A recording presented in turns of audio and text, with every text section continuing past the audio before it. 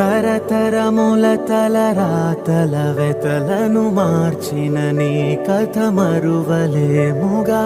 వెతికిన కనులలో ఆశల వెలుగులు నింపిన వేకువ నీ అడుగే కదా. చరిత ఎన్నడు చూడని పయనము, చెదిరిపోని నీ సంకల్పము. గుడిసె గుండెల్లో ఊపిరే నింపే, మనసులోతుల్లో ధైర్యమై పొంగే. నువ్వే ఆ అక్షరం